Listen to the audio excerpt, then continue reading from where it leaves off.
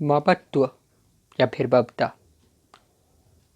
और प्रेम लगता तो एक सवाल ही है। लगता है एक प्रकार का भाव है, परंतु इस पे अंतर होता है, इस पे फर्क होता है। ममत्व ममता सांसारिक जगत में दिखाया जाता है, लेकिन प्रेम आध्यात्मिक जगत की मुद्रा होती है। प्रेम में आप किसी को बांधते नहीं, आप निर्भर हो जाते हैं। किसके प्रति? अपने प्रेमी के प्रति समर्पित हो जाते हैं और अपने प्रेमी को कभी जंजीरों में बांधते नहीं। उनको जैसे उन्मुक्त गगन में पंछी उड़ते हैं, उसी तरह खुला छोड़ दिया जाता है।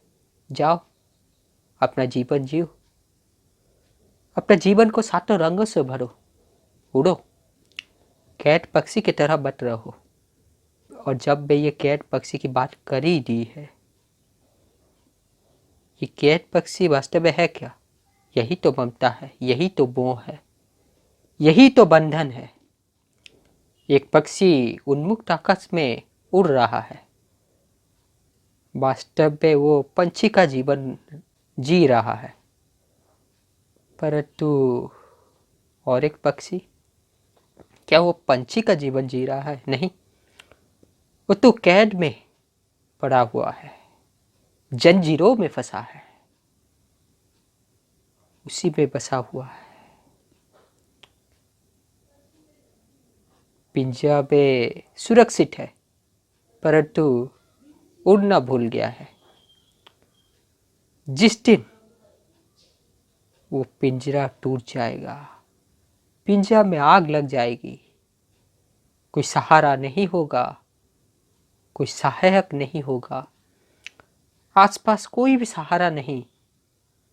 मान लो जहां पर वो रहता है वहां पर आग लग गई, तो क्योंकि ना वो पंछी है, उसके पास पंख तो है, परंतु वो कभी उड़ान भरा ही नहीं, कभी खुली आकाश पे पंख फैलाकर उड़ी ही नहीं। एक पिंजरे में कैद रहकर आप सुरक्षित तो रहते हो, परंतु उड़ना भूल जाते हो, अपना जीवन खो बैठते हो। क्या आपका जीवन इसीलिए हुआ था कि आप एक पिंजरे में कैद रहो, खाना खाते रहो? इसको आप कंफर्ट जोन से भी रिलेटेड कर सकते हैं। जैसे मैंने पहले ही कहा बंधुगण, कि एक ही सिद्धांत, एक ही दृश्य, एक ही चीज बहुत सारे आयामों में उसका व्याख्यान किया जा सकता है, उसे बहुत कुछ शिक्षा लिया जा सकता है। ये जो उड़ नहीं सकता, किस लिए? क्योंकि ना उसने अपने कंफर्ट जोन को त्यागा नहीं। परंतु आज मैं कंफर्ट जोन का बात नहीं कर रहा हूं, आज मैं ममता और प्रेम के विषय में बात करना चाहता हूं। वास्तव में क्या होता है ना, जो भी शरीरधारी है उसके पास मोह ममता रहता है, तब तक जब तक वो मुक्त नहीं हो जाता। जब वो जीवन मुक्त हो जाता है, शरीर तो अपना क्रिया करती रहती है, परंतु क्योंकि ना वो मनुष्य अब शरीर के तल पर नहीं है, चेतना के तल पर है, उसका कुछ बिगाड़ ही नहीं सकती। स्थित प्रज्ञ हो जाता है वो मनुष्य। जहां संग्राम चाहिए वह संग्राम करता है, शोक नहीं करता, महायोद्धा हो जाता है वो। परंतु इसका मतलब ये नहीं कि वो अपना शक्ति प्रदर्शन करने के लिए जब भी चाहे जैसा चाहे वैसा कर दे। चेतना के स्तर पर चले जाना, जीवन मुक्त हो जाना, मतलब ये भी होता है कि बोध पा गया। और बोध युक्त मनुष्य कभी भी प्रदर्शन नहीं करता, दर्शन पर विश्वास करता है, विवेक पूर्वक जीवन जीता है, दिखावट वाली जीवन नहीं जीता, दिखावा नहीं करता। जब जैसी आवश्यकता पड़ती है उसी के अनुसार वो दिखाता है। याद रखना बंधुगण, एनलाइटेड मैन यानी जीवन मुक्त व्यक्ति कभी भी चमत्कार नहीं दिखाते, अपितु उनका बोध ऐसा होता है, उनका ज्ञान ऐसा होता है, उनका कृत्य ऐसा होता है कि उनका जीवन ही चमत्कार हो जाता है साधारण मनुष्य के लिए, क्योंकि ना साधारण मनुष्य का चेतना का स्तर उस स्तर का हो नहीं पाया, तो इसीलिए वो सोचते हैं कि ये चमत्कार है। नहीं बंधुगण, तो जो कह रहा था ममता और प्रेम के विषय में, जैसे ही हमसे कोई चीज जुड़ जाती है हम उससे आसक्त हो जाते हैं, उससे नजदीकी बनने लगती है और जैसे जैसे उसके आसपास बहुत सारे समय बिताने लगते हैं, तो कहने की जरूरत नहीं, उस पे और हम में नजदीकी और ज़्यादा गहराई होगी, रिश्ता पे और ज़्यादा गहराई आएगा। यहाँ पर सिर्फ व्यक्ति का रिश्ता मत लीजिएगा, मैं चीज़ों का भी ले रहा हूँ, चाहे वो निजी चीज़ क्यों ना हो। मान लीजिए घड़ी, बहुत महंगा घड़ी, बहुत सुंदर घड़ी, जैसे उस घड़ी को मैंने खरीदा तो धीरे धीरे उस घड़ी से मैं आसक्त होने लगता हूँ, इस घड़ी को सुरक्षित करने लगता हूँ, मतलब जैसे वो घड़ी ही मेरा जीवन बन गया है। तो अगर मान लो घड़ी टूट गई, किसी ने चोरी करके ले गया, या फिर कुछ भी ऐसे दुर्घटना हुई, अघटन हुई जिसके कारण घड़ी हमसे छूट गई, फिर घड़ी तो है लेकिन नष्ट हो गया, तो हमें कैसा लगेगा? कष्ट पहुंचेगा, दुख होगा, है ना? अब निराश हो जाएंगे, है ना? ये क्यों हो रहा है? क्योंकि आप उससे आसक्त थे। परंतु यहीं पर जो मुक्त मनुष्य है वो उस घड़ी का इस्तेमाल तो करेगा, पहले वो ये पूछेगा क्या इतना महंगा घड़ी आवश्यक है? क्योंकि घड़ी का उद्देश्य होता है समय दिखाना, न कि सजावट हेतु, सौंदर्य बढ़ाने हेतु। हाँ, अगर वो सौंदर्य बढ़ा रहा है, सजावट कर रहा है, वो एक्स्ट्रा चीज़ें है, एडिशनल चीज़ें है, लेकिन जो मूल उद्देश्य है वो घड़ी का समय को दिखाना, सही समय को दिखाना। तो अगर उसका कम पूंजी में घड़ी आ रहा है तो वो कम पूंजी वाला घड़ी लेगा।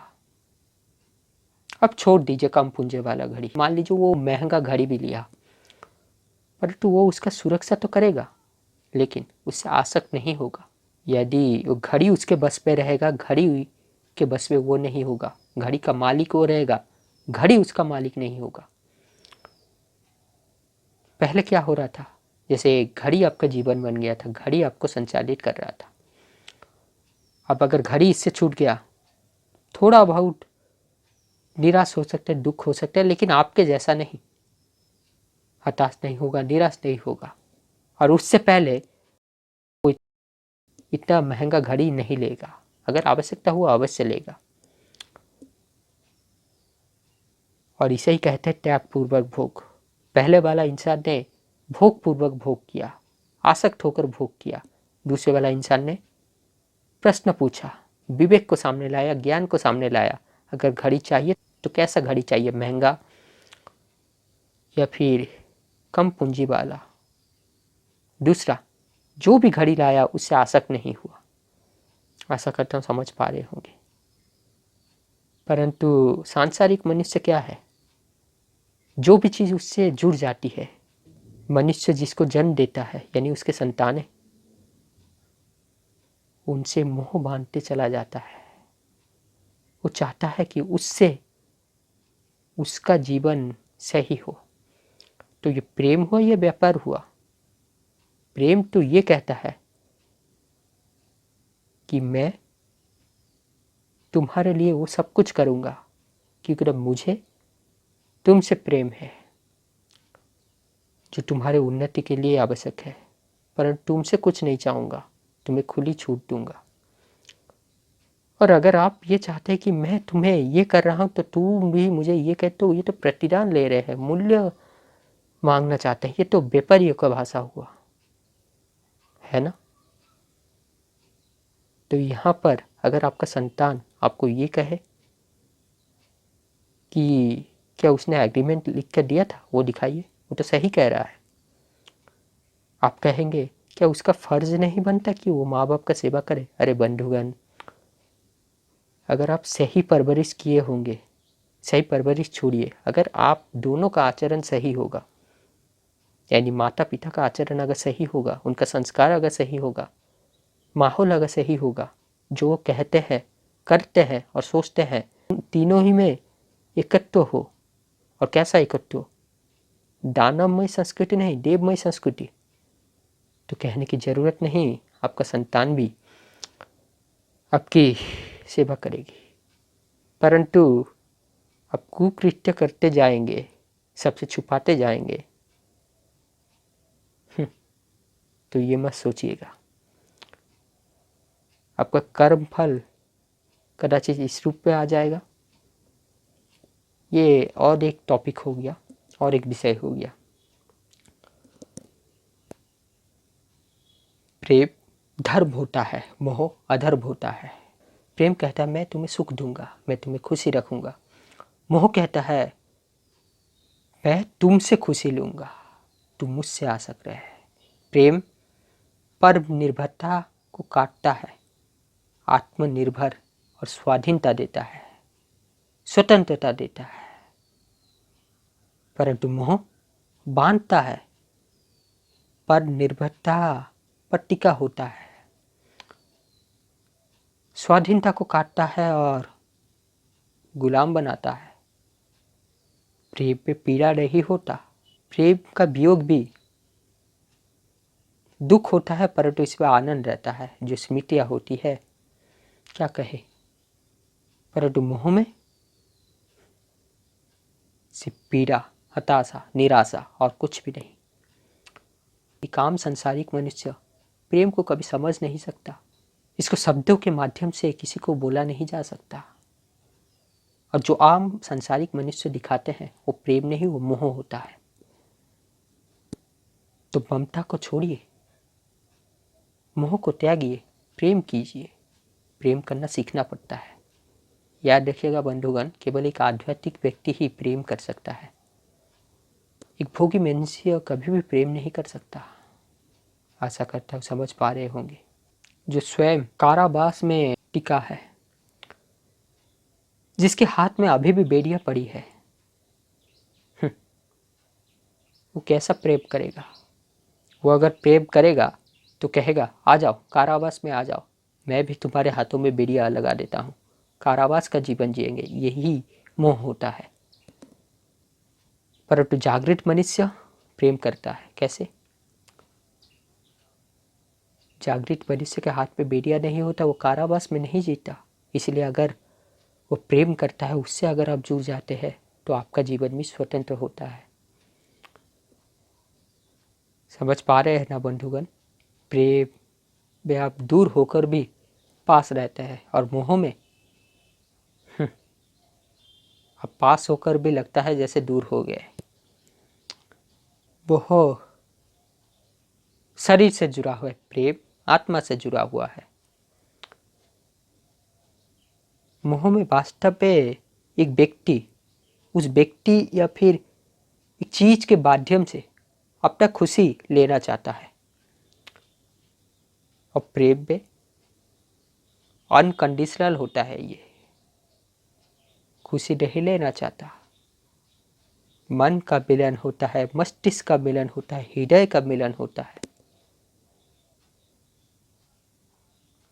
पशु के जीवन में प्रेम नहीं होता, उनके रिश्ते नाते कैसे होते हैं? और ना ही उनके पास ये अवसर होता है कि प्रेम कर सके। मनुष्य के पास सिर्फ ये अवसर है। तो अगर आप ऐसे रिश्ते नाते नहीं करते, प्रेम नहीं करते, कैसे अभागे मनुष्य है। सोचिए आप कि आप प्रेम से छूट गए, कि आप प्रेम नहीं किए, प्रेम से अलग हो गए। प्रेम मतलब ये नहीं सिर्फ एक नर और नारी में संपर्क, नहीं, एक नर और नारी में प्रेम हो सकता है, वो एक अंश हुआ, परंतु प्रेम का व्यापक अर्थ लीजिए। हम कहते हैं प्रकृति प्रेमी। प्रकृति प्रेमी मतलब क्या? प्रकृति से प्रेम करता है, प्रकृति की रक्षा के लिए सब कुछ करता है, वो प्रकृति से कुछ नहीं चाहता है ना। और जानते हैं मेरा नाम क्या है? छोड़िए, नाम बताने से क्या होगा। मनुष्य का काम याद रखना चाहिए, नाम नहीं। मनुष्य का पहचान उसके कर्म से होना चाहिए, उसके गुण से होना चाहिए, उसके कुल, उसके जाति से नहीं। ज्ञान उसका कुल होना चाहिए, वीर उसका जाति होना चाहिए, निष्काम कर्म उसका धर्म होना चाहिए। यही श्रेष्ठ मनुष्य का लक्षण है। जिसका कर्म ऊंचा वही श्रेष्ठ। तो बंधुगण, जैसे मैं कहता हूँ, फिर से कहूँगा, समय समाप्त हो गया। यहीं पर आपसे अलविदा लेना चाहूँगा। आज के लिए इतना ही समय था। फिर से एक नया वीडियो लेकर आपके सामने प्रस्तुत होऊंगा। तब तक थोड़ा धीरज रखिए, थोड़ा प्रतीक्षा कीजिए और शांति से आनंद के साथ जीवन जीते रहिए।